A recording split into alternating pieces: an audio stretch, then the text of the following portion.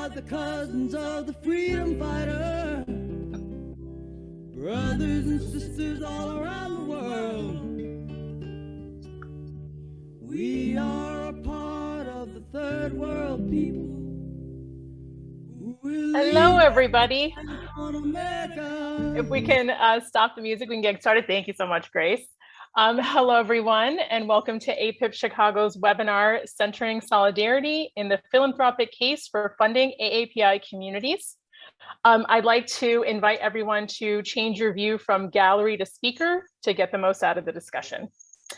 My name is Morley Patel, and I serve on AAPI Chicago Steering Committee, along with Divya Mohan Little, Sonia Matthew, Oyan Poon, and Ria Yap.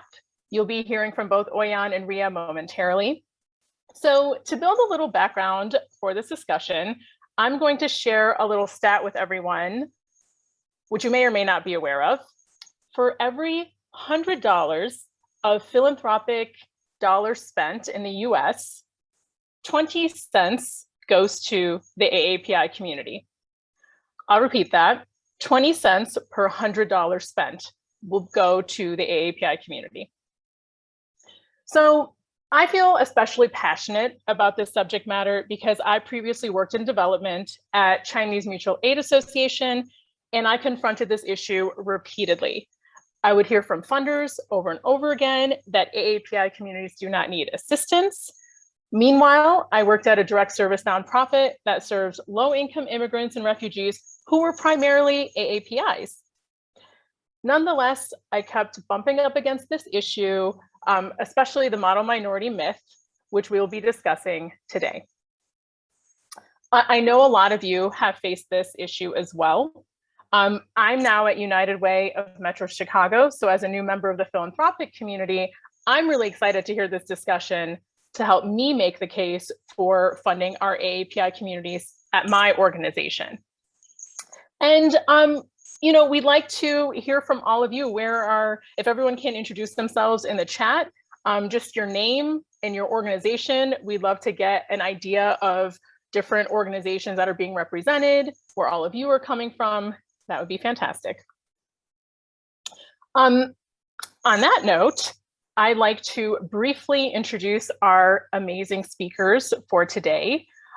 We will be putting everyone's full bio in the chat, or a link to the full bios in the chat, so feel free to visit that link, but I will briefly introduce each one now. We have Grace Pai, the Executive Director of Asian Americans Advancing Justice. We have Dr. Oyan Poon, who is a Program Officer at the Spencer Foundation and an Associate Professor Affiliate at the School of Education at Colorado State University. We have Michael Aguhar, Program Director at Crossroads Fund, which supports community organizations working on issues of racial, social, and economic justice in the Chicago area.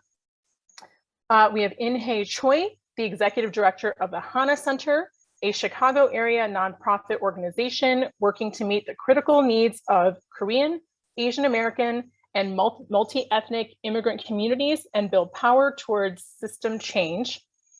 And lastly, we have Ria Yap, the Director of Strategic Initiatives at my alma mater, Chinese Mutual Aid Association. We will be having a Q&A during the last 20 minutes. So feel free to enter any questions into the Jamboard. We will be putting that link in the chat as well. And with that, I will hand it off to Ms. Grace Pai.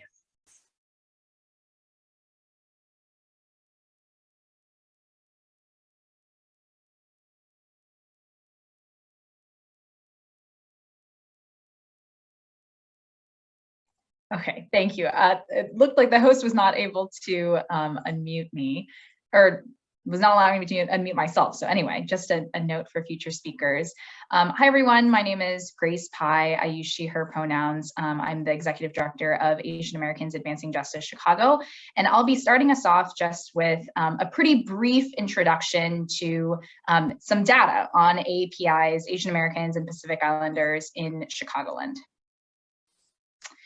So I'll just start with some brief national statistics. The Asian American population in the US has nearly doubled from 2000 to 2019, and we have continued to see a really significant rise in our community's population numbers through the 2020 census, and that rise is expected to continue. So Asian Americans are the fastest growing racial group in both Chicago, Illinois, and across the entire country.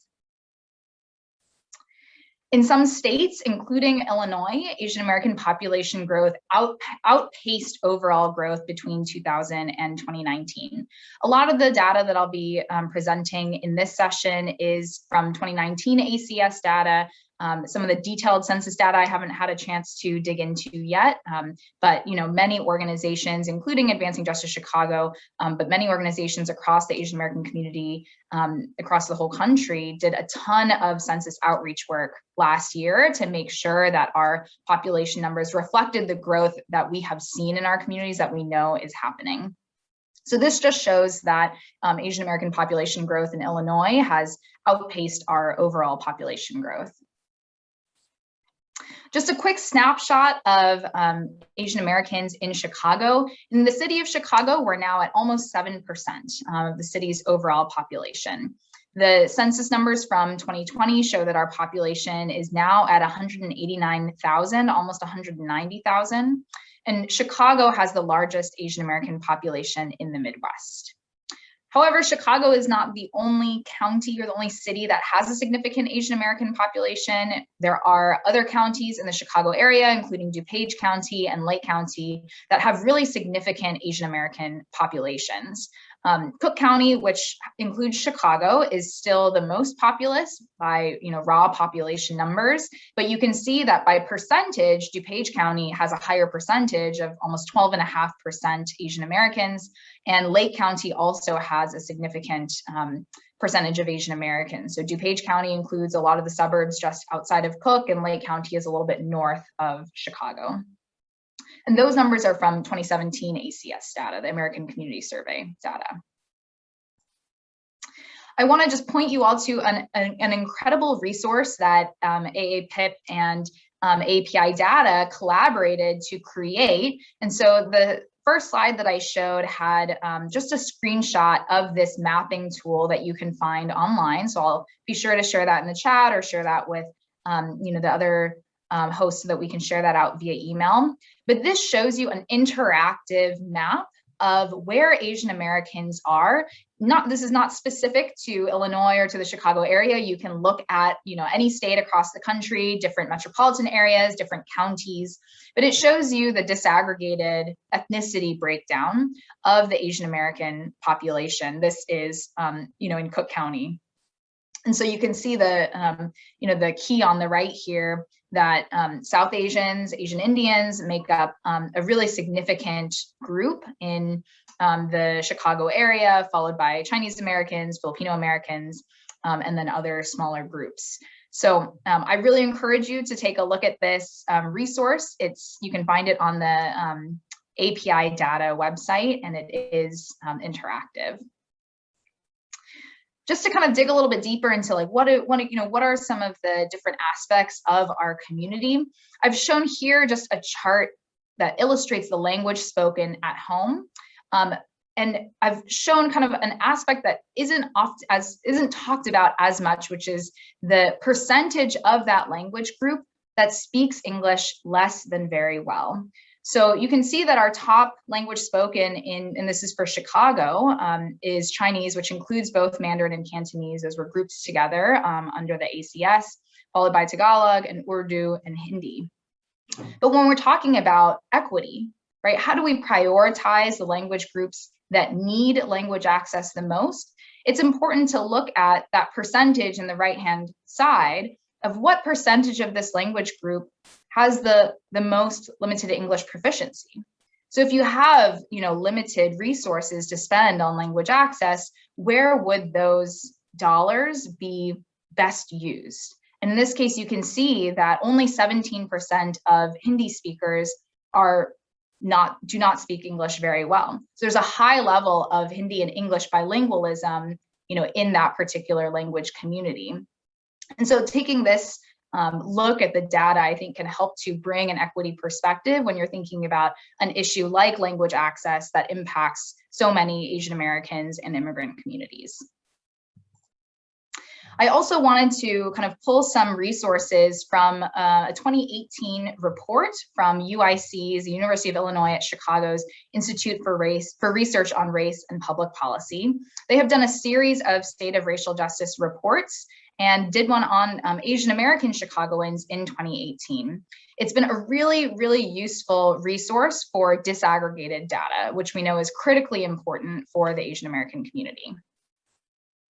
So you can see here a disaggregated look at Chicago median household income, that although there are some Asian American groups and Asian ethnicities that earn a median household income that is higher than whites, there are many, many ethnic groups within the Asian American community in Chicago that earn far less. And so looking at the average of all Asian American groups together does not paint an accurate picture of what our community is experiencing and which segments of our community could use the most support. Here's another look at educational attainment, and this again shows a disaggregated view of educational attainment for Asian Americans. And you can see that there are certain groups that have much higher educational attainment, by percentage, and other groups that are completely on the other end of the spectrum. And so I think, again, just the importance of looking for disaggregated data is important in terms of decision making.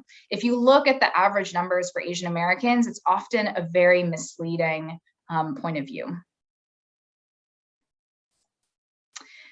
And this map also shows kind of a look at housing specifically. And again, this is from the UIC report, that Asian Chicagoans are highly segregated from other communities of color. I mean, anyone who lives in, knows Chicago, knows our city's history of segregation. And this kind of shows and looks at the home ownership rate for Asian American Chicagoans compared to other racial groups. So I want to kind of pivot a little bit and talk about what this disaggregated data demonstrates for us.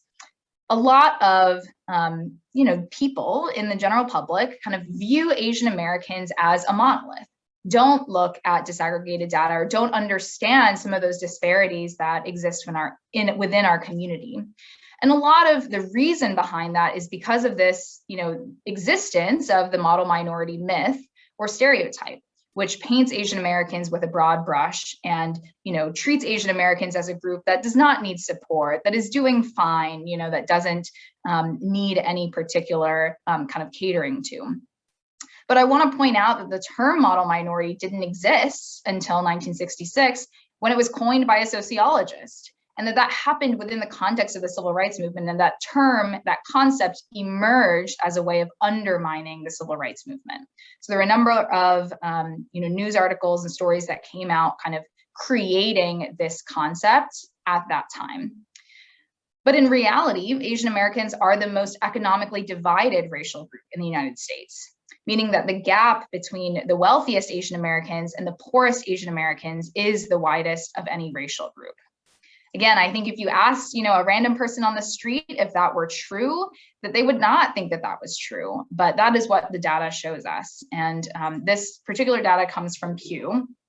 And you can see here how inequality within the Asian American community has grown over time, that it wasn't always this way, but that from 1970 all the way through 2016, that you have seen this stark increase in economic inequality within Asian Americans. And so, to kind of just provide a little bit of context to explain how that has come to be, right, that our Asian Americans were not as economically divided in 1970, we have to take a look at our immigration policy. And the United States immigration law has been extremely selective, prioritizing labor needs, both in the form of cheap exploitable labor, like in the 1800s around recruitment of Chinese railroad workers, and also skilled, highly educated immigrants from Asia.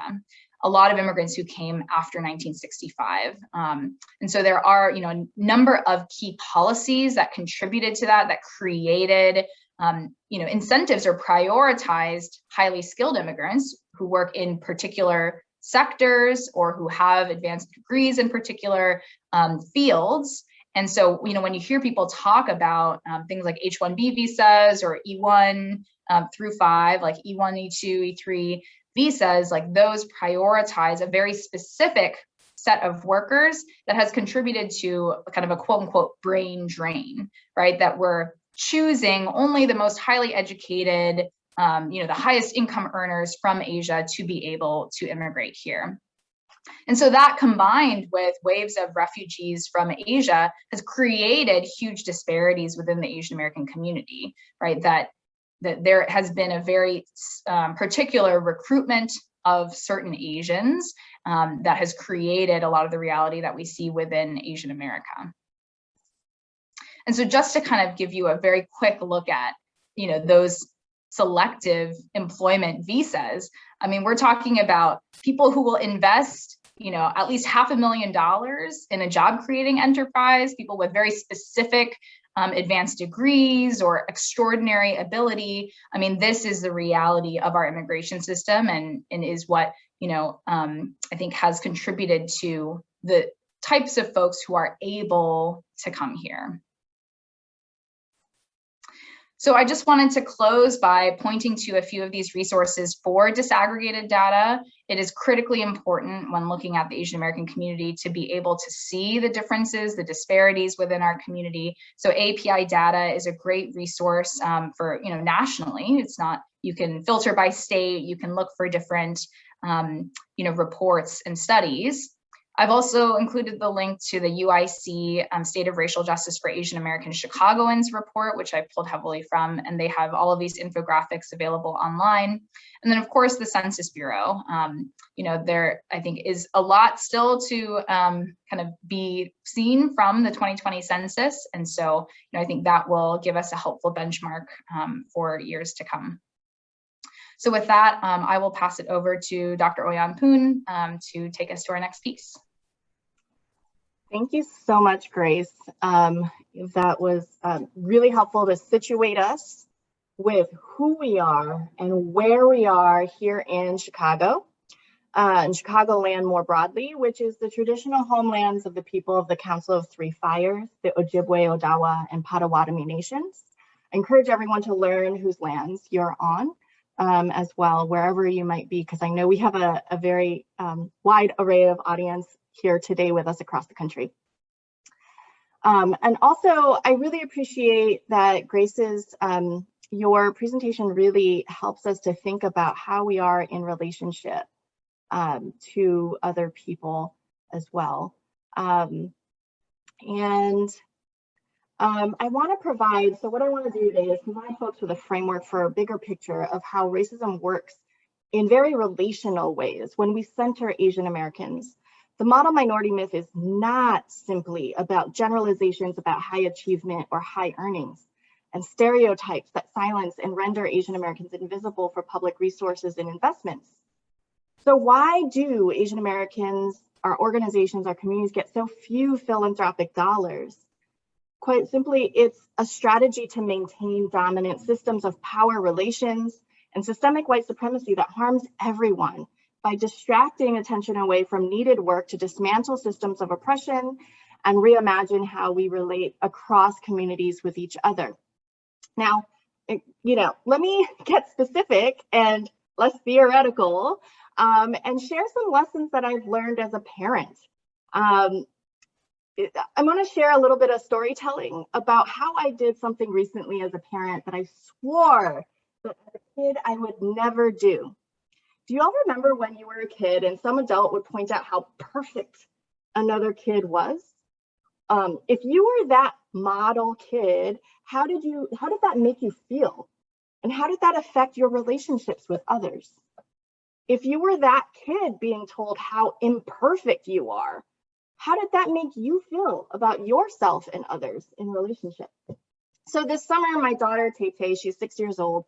She had a play date with one of her best friends, Jaya. They've known each other since Tay was 5 months old. We had a nanny share together. Jaya is a great eater.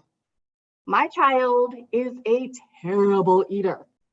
So when Jaya inhaled the food I put in front of both the children, and Tay Tay just slowly picked through her food like she always does, I said, man, wow, Jaya, he's such a great eater. Tay Tay, why can't you be more like him? And as the adult, I have the power over these children, and I used Jaya as a model. And in the process, I shamed my own child, Tay Tay. And Jaya immediately, to his credit, 6-year-old says to me, you know, maybe Tay Tay's not hungry. And Tay Tay turned to me and said, you know, what you did just made me feel unloved and unseen. I mean, these are lessons from children, right? This is a basic human. Here's my parent shame. I'm just going to share with you all confessional moments. In this relational setup between the three of us, I pit these two children against each other. And these two 6-year-olds called me out on it and told me to check my power and my parenting. I had framed Tay Tay as the problem. She was the problem. I had not considered or even questioned how various structural conditions and norms might shape how these two children behaved in that moment. Maybe Tay Tay just wasn't hungry. Maybe it was my cooking. Oh, that's probably actually what the problem really was, right? So let's apply this narrative, this storytelling to philanthropy. Quite often I see AAPI organizations spotlight segments of our community as problems. To argue that investing in our organizations and initiatives is worthwhile, it's a really troubling strategy sometimes of trauma porn, quite frankly, in response to signals and communications from philanthropy that narratives of damage are what actually get you funded. You have to show how troubled and what a problem your community has to get you funded. And that's just quite frankly, a very dehumanizing process and practice and strategy. So let me also disrupt anyone's remnant thinking that a zero-sum framework is what's needed and is the appropriate change theory. That there's only so much pie, so to speak, and that the myth that if the AAPI slice of philanthropy grows, it would be at the expense of other communities of color. Let me dissuade you all of that. Here's how that scarcity mindset just does not work and perpetuates racism.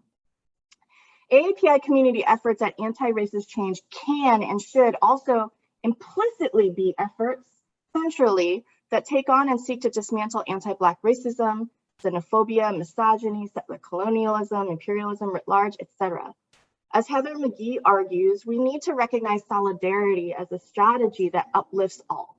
Funding AAPI communities and organizations does not lead to defunding anti-racist efforts by other communities and organizations, because when you understand the model minority as a tool of white supremacy that doubles down on anti-Black racism and other forms of racism and settler colonialism, you recognize that dismantling racism and imperialism requires an understanding that investments in AAPI communities is also a part of and is centrally part of a larger anti-racist strategy. It has to be part of it. Funding justice work through AAPI communities can and should be part of tackling anti-Blackness, xenophobia, patriarchy, imperialism, etc.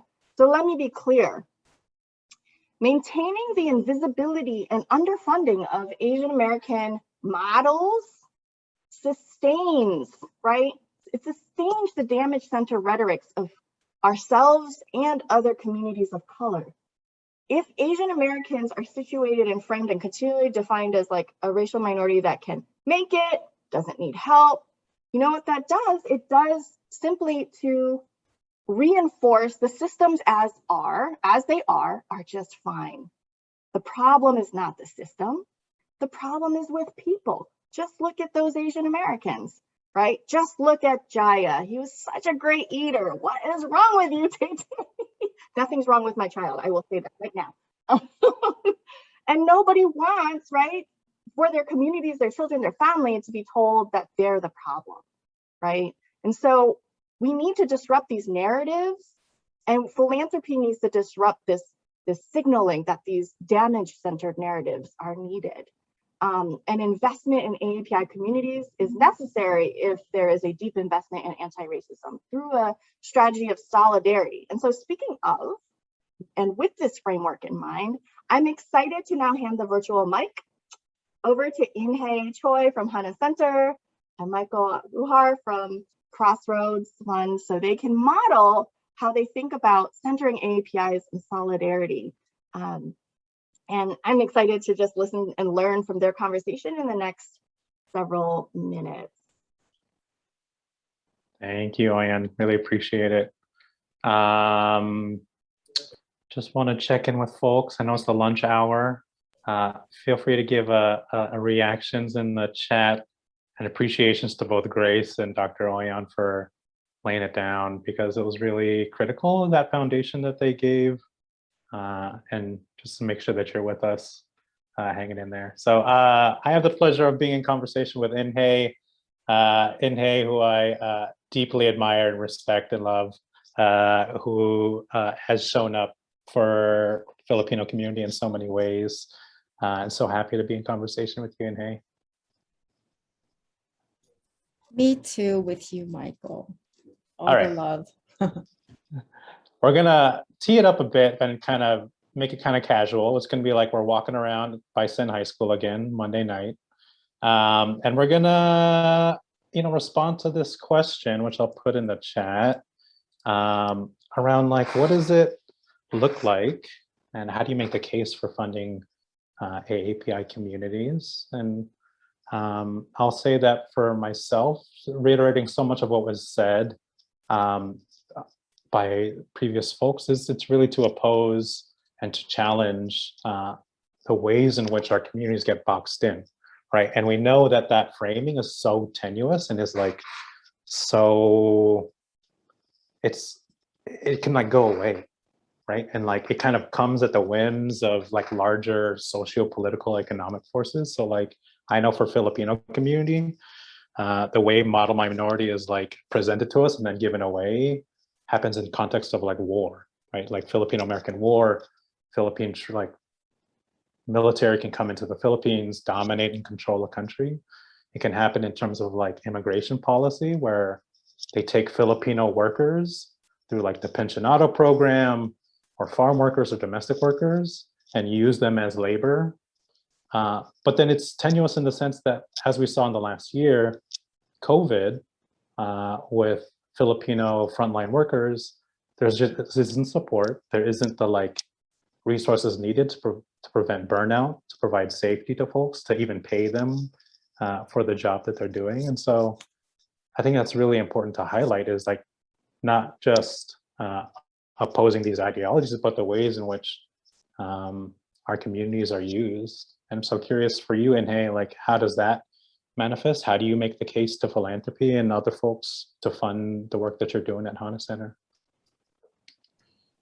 Yeah, no, really, thank you for, Grace and Oyan and Michael and, this whole opportunity to have this conversation. I think actually number one is that we should continue to have these type of conversations, because I think that our community, as Grace laid out, and we all know, we're not just like one group, that it's so complicated with so many different groups, so many different histories and contexts that really have to be paid attention, right? So, and I think it's always looking as like, we have limited resources, so what do we do? Well, as somebody working in the community-based organization, our issue is more like, you have to listen to us.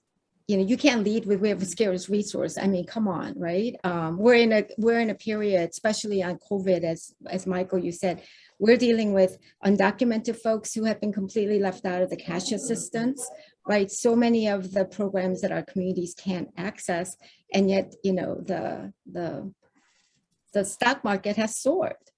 And we know where the philanthropy lands. So that kind of conversation actually is hurtful for community members and those who are struggling to hear. So I just want to put that in the context as we are, in this philanthropic community conversation.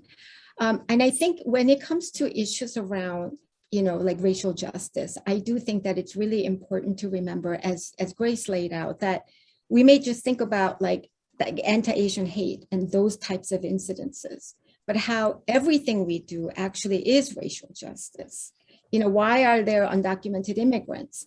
Why are they not, included in various benefits and different programs? We have to look at immigration history, and when you just walk that through, it's so clear.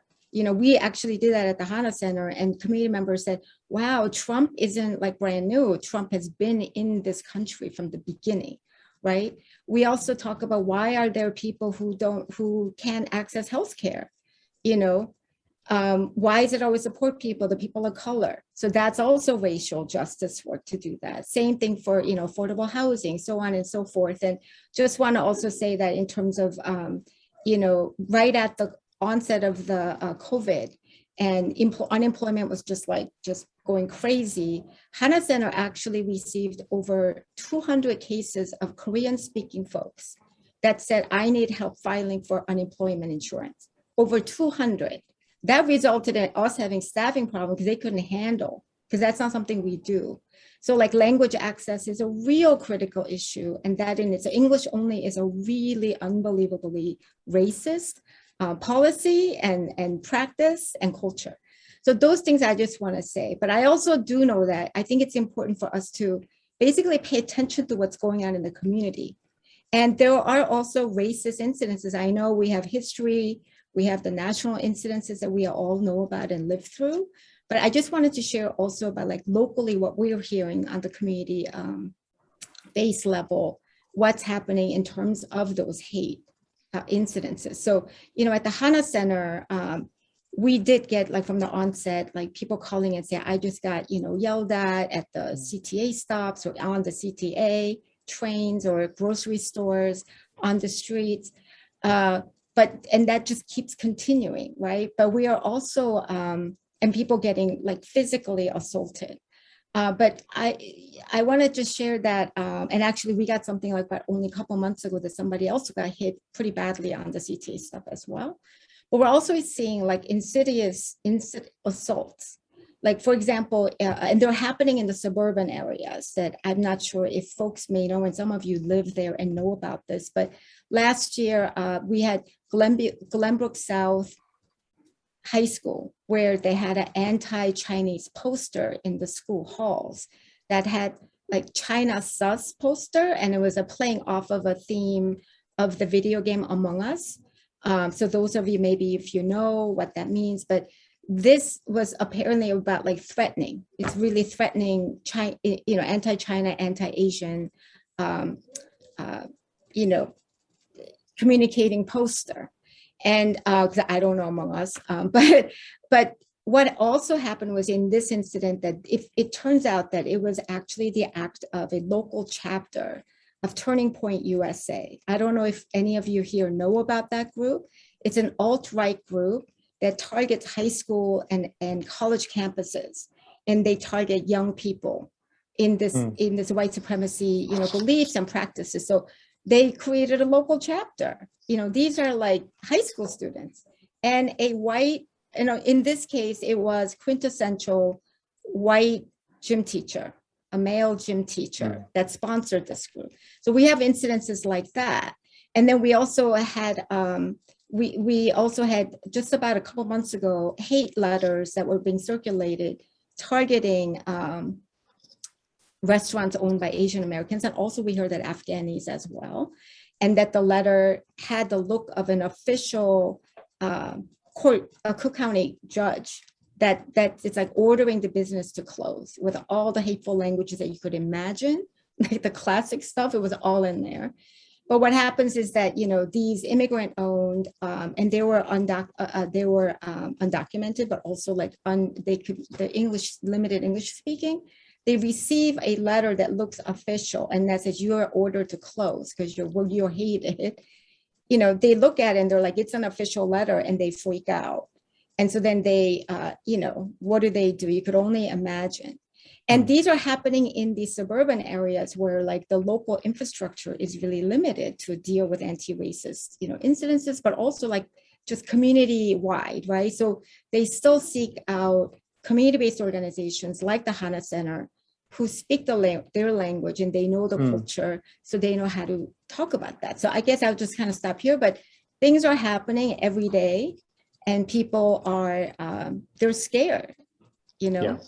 Yeah. I think a couple things that you brought up, really want to reiterate around one, like what does the infrastructure in our society and our community and government look like to hold our communities when there is challenging times, like, right, people are struggling and continue to struggle in COVID. And it's really easy to lash out at a community, to lay blame and to listen to kind of national rhetoric that has been politicized and to target whether it's Asian Americans or anyone else, to exclude them.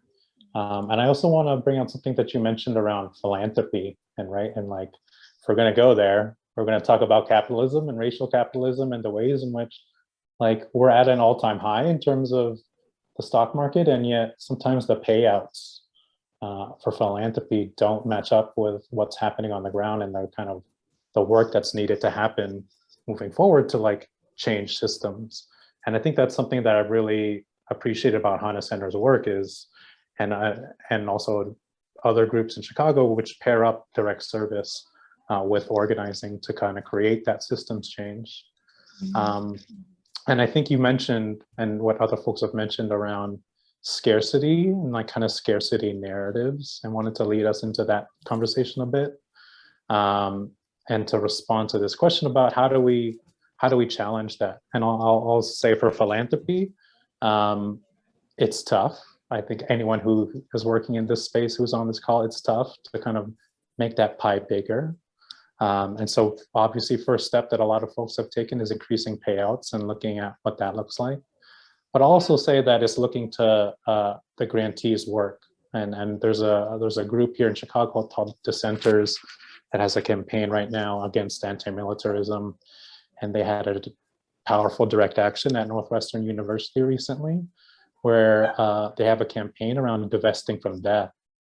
And so I think for philanthropy, it's really to look at the ways in which, how do we divest from death and fund life-sustaining work that's happening in communities. And so much of that is happening in spaces of community groups and community organizations like HANA Center, where we're able to build power, understand what solidarity looks like, and like navigate those challenges and nuances, because it's not easy. You can't just like throw us into the mix without having done that critical work with our communities. And also say with philanthropy, it's to think about the ways in which we can collaborate and pool funds together to address some of these things. So in Chicago, we have the Racial Justice Pooled Fund to support that work. There's been the Immigrant Funders Collaborative, where we've kind of pooled philanthropic dollars together. And also shout out that there's a racial justice and racial equity initiative where we're bringing together, whether it's AAPI or the Latinx or Hispanic folks in philanthropy or African Americans in philanthropy, to kind of what is our agenda together as folks to kind of build power, to resource our communities in the ways that we need. And I'm curious if there's anything you wanted to add about how you try to make that case to kind of get out of that scarcity mindset. Well, I think as a community-based organization, especially if we're in conversation with the philanthropy or direct, if it's a funder and you're on a site visit, because we actually, I want to just say there's a power difference, right? As much as I feel like I feel like I could speak up, it's definite. We have to recognize that power difference. And we were in a site visit, and this one local foundation actually said, we're going to cut your grant by half because we need to fund way more, organizations that are, responding to the racial justice uprising, which is great, right? But it did feel, wow, like how do you talk about that? And if it's about supporting more Black organization, it's really hard to then say, well, you can't take it. Why are you taking it from us, right? I mean, there were a lot of like kind of complicated ways that we couldn't address, right? So, but I do believe that I have also spoken to and suggested, and I think one foundation said they will invite us to come and speak to their board about the need, I mean, what we need and why, I mean, I spoke about like, you need to increase the payout, that 5% isn't a law. You really have to recognize that. But to really talk about how it feels to feel like they took half of our, funding to say they're going to give to somebody else. I mean, it happened very directly. So yeah. I think it's just continued conversation and for the philanthropy to listen to the community-based organizations that's working with everyday people. Yeah, thank you for that. Wanted to do a time check. I don't know how we are on time for the moderators. Okay, are we on? Okay. I think we should transition to maybe taking some of the questions in the Jamboard. So Ria, I don't know if you've got them queued up. Hi, everybody. I'm Ria. I am one of the AAPI Chicago steering committee members. So I will be looking at the Jamboard. I'll put the link in the chat again. So if you haven't had a chance to drop your question, and it's kind of a handy way to consolidate thoughts, we're going to let them coalesce. All right. So I'm going to start with this one. Kind of going following that line of thought around like creating a grant, for example, for one organization is taking from another. So it's great for you to be able to say, either you offered or they invited you to speak to their board of trustees. So that's a question for both of you and for everyone here today. We've got over 50 participants here, and we'd love to hear from others from other communities, what you've been able to do. I'm going to let Inhan and Michael respond first, but what other ways have you found to be successful to change to influence their thinking around this? Because while I'm currently at a social service agency, I did spend a few years at a community foundation. And when I started my training there, it was very much that conventional old school way of, you spend this X%, you don't go over, you find out the need. And so we were trained this way. And so it's nice, not just nice, it's important to see that philanthropy starting to make some shifts, but it's going to be a slow change. And that's perhaps the way it is, but we want to keep going.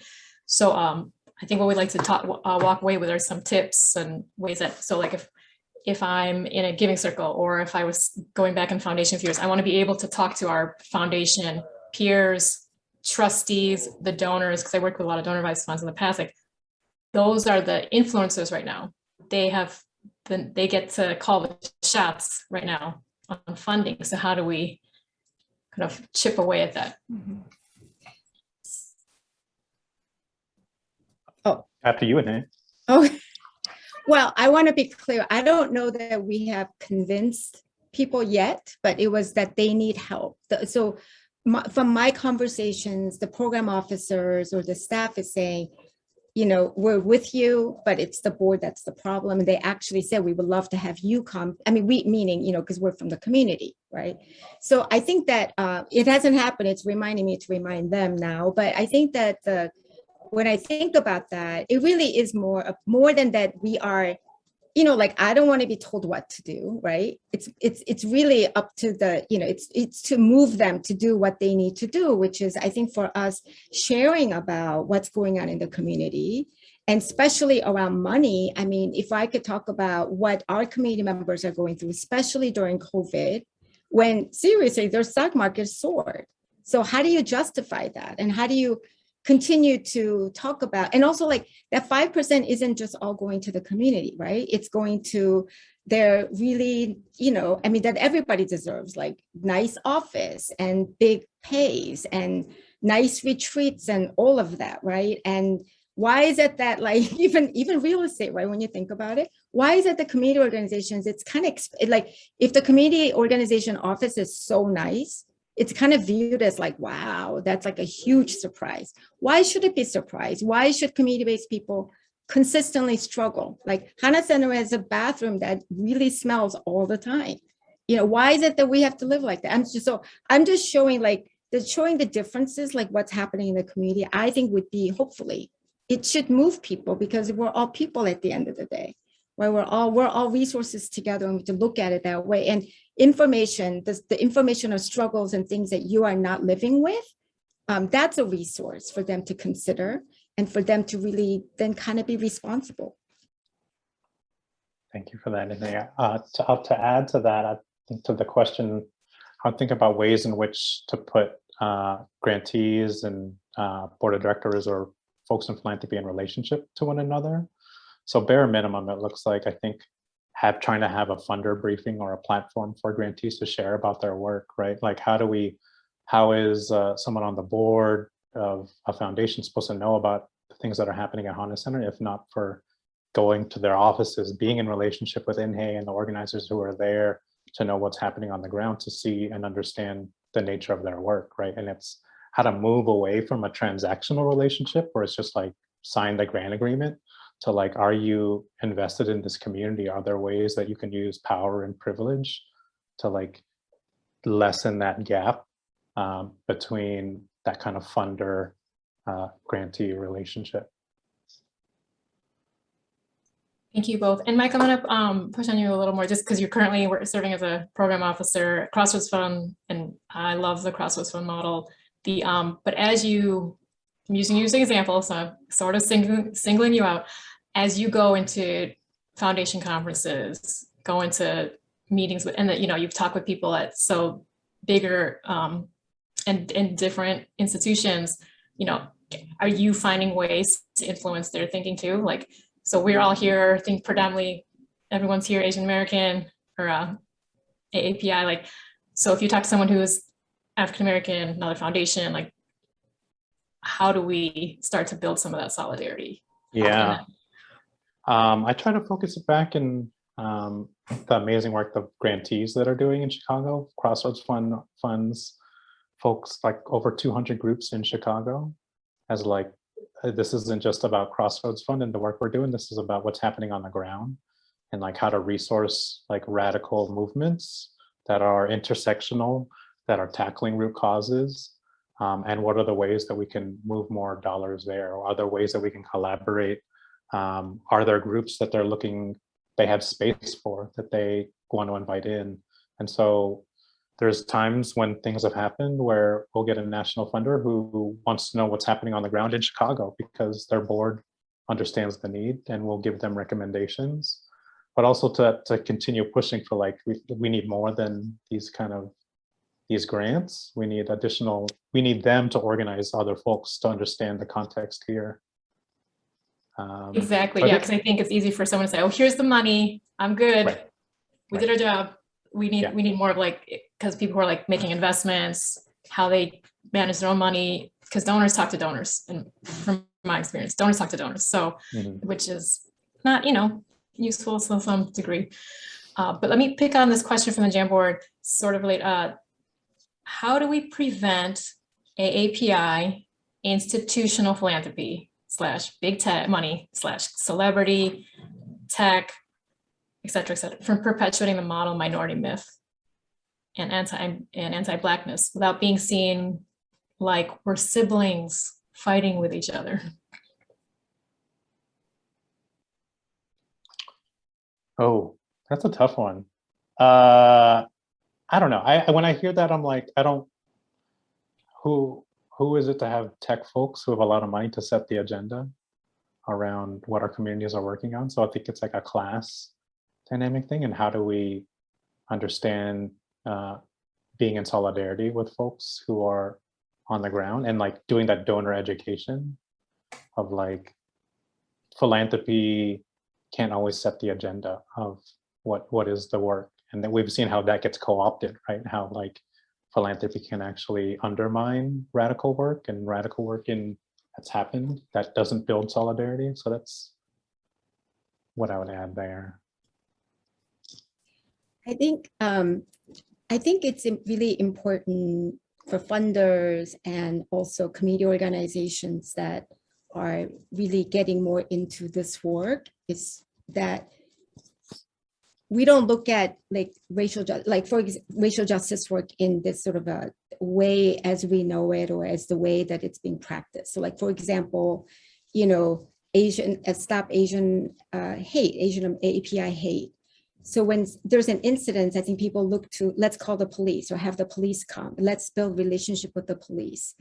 We know that it's complicated, but we also know that, you know, because I know we say like police isn't the answer. Then how do we then build community-based resource response support for people who are also struggling with like immediate, you know, hurt, violent harm, all those things. But really being able to look at what does racial justice work look like as Asian Americans critically, and not about, you know, that it has to be, you know, even the solidarity. I think people talk about, oh, do you work with Black groups, which is so critical because all the racial racism that we face is really based on like anti-Black racism. So it's really critical, but there is some way that I think that we tend to look at this issue still in that Black and white framework, and not doing enough of our own community work as well. Like really having conversation. What does anti-Black racism look like in our own community? Well, how does it show up? What about colorism? We have so much of prejudices and all of that within the Asian community. We have so much classism that we bring. We also have like, you know, issues around so much of, not everything, but so much of anti-Black racism that we also have has to do with like colonization, imperialism, militarism, capitalism, like, right? We don't really think about the role of the US foreign policy and what it's continuing to do. So it's very, I'm just saying it's so complicated. So not to say we're going to be paralyzed from all that, but at the same time, I do think that especially funders looking at and you know, looking to support that, let's really look at, you know, anti-Black racism in the Asian American community more critically and being able to connect these dots. Without it, we're going to be just perpetuating that sort of like a real surfacey and, you know, the young people now call it performative, right? Doing racial justice work. And I think that we're going to fail in that. We're just not going to improve. And that is not what the board should know. Your foundation board should not know that. They should know it in a way that it's really about, you know, liberating all of us, that Black people have to do well for us to do well. You know, brown people have to do it for us to do well, that connection. Yeah, thank you for summing it up like that, Nina, because I think that's maybe the kind of where we're getting some people in the work kind of getting stuck, is because it's kind of easy to fall back on the what about us, and that again unintentionally falling back in the scarcity model, or that philanthropy grew out of capitalism because it's tax efficient. It makes you feel good, yet gives you the double benefit of giving you tax shelter. So there's many sticky notes. So thank you everybody who are adding your thoughts. So someone's added here, the New York Times Magazine, writer J. Caspian King has just published a book about API identity. And then he says, while APIs are the fastest growing population in the US, he says that recent Asian immigrants have no real connection to the term Asian American. Rather, they are striving to be economically successful. Quote, I know almost no one invested in the idea of an Asian America, unquote. So the question is, how will this idea impact efforts to attract more philanthropic funding for API communities and the need to address structural inequality and systemic racism? Can I hop in there with this question, actually? I don't know how to pin myself so people can see me, but this is Oyan. And I'm gonna bring you in, Oyan. Okay, thanks. I just want to say that J. Caspian King has a very specific and narrow, very specific, I'll go with specific, understanding of Asian American history of solidarity across communities. And he points out, you know, in the sticky note, it says like he's talking about APIs. He's not talking about APIs. He's talking about Chinese Americans post 1990, but he's never explicit about that. There were immigration, going back to Grace's earlier point about immigration policies. This group that Jay is talking about is really specifically post 1990 immigrants from mainland China which is a population I actually study in my research quite a bit, and their politics. Are they changing the politics of Asian Americans writ large? I think so. It's looking a little bit different, but they are an extreme minority. I just want to remind us, they are a specific minority. I'm not saying that to say like dismiss them, forget them. I'm saying because I'm related to some of them, to be honest. And we can't just dismiss them. I think it goes to Eddie Jiang's point in the chat box, and about, you know, the need for our communities, and Inhe's points about like the need for our communities and our families to have these hard conversations and learnings, right? I'm an education researcher, and so I always come back to what's the pedagogical move, right? And pedagogy, as Eddie also noted, is both theorizing and action. And so that said, we do need to be mindful of it. What I've been really concerned over the last decade is a lot of our community-based organizations just dismiss people like the ones that Jay is talking about in his book. They are a minority of a minority, but, and, right? It's both and. We need to do something about that. So we're nearing 1 o'clock, but we can maybe just have another couple minutes of discussion. For those of you that need to jump off because you have another commitment or need to eat your lunch, we really appreciate you being here, spending time with us. One day, maybe I mean, it's actually really awesome that people are connecting from across the country. So again, anything that we can share with each other. Personally, I love this idea of exchange. I know we're kind of doing it in the virtual sense. So if you want to hang out with us for a few more minutes, because I want to ask maybe this last question, and if anyone's got a burning desire to ask a question, please say something in the chat or unmute yourself. But now that you have your background in education, research, but now that you're in a foundation, like even yourself, like how are you finding ways to make our community visible, but again, like how are we allying with the movements? Because like on the radio, this NPR, they were just doing their part to highlight BMO Harris and say, we're supporting Black and Latinx communities. And I was like, I hear some cues that are missing in that PSA. And that's okay. I don't know. I guess my point is that it's got to be targeted universalism, right? Like there's this notion in philanthropic circles, lots of people talk about targeted universalism. Quite frankly, you know, there are crises in specific communities. Racism targets different communities in different ways. And when we're talking about Asian Americans, we're still not seen in the ways for targeted universalism to hit various segments of our community.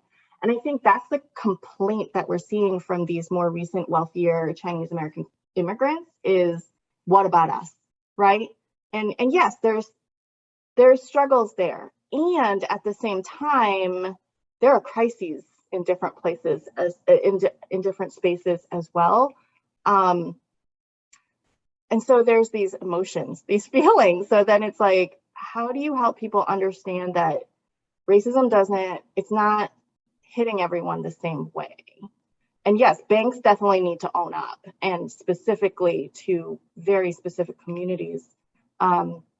Yeah, so it's just continually bringing up these conversations. Asking questions is a great way from an educational standpoint, like engaging in dialogue.